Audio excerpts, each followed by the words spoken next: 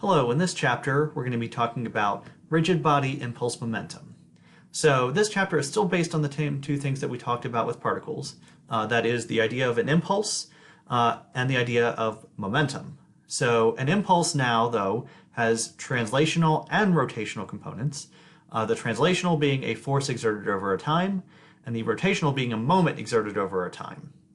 For momentum, we've got translational and angular momentum, where translational momentum is mass times velocity, and angular momentum is mass moment of inertia times angular velocity.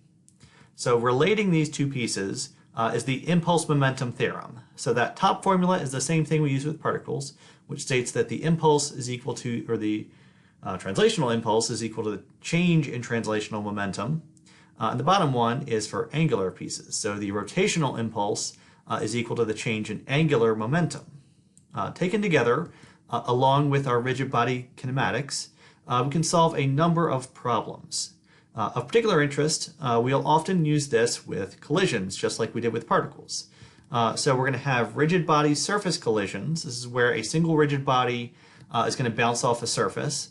And if you've ever dropped something like a wrench, you can know that it will not only bounce back up like a basketball would, but it also gets some weird rotations from hitting the surface.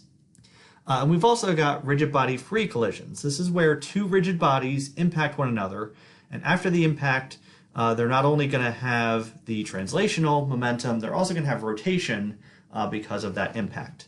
All of this is also going to be based on the idea of the coefficient of restitution, which again we talked about with particles.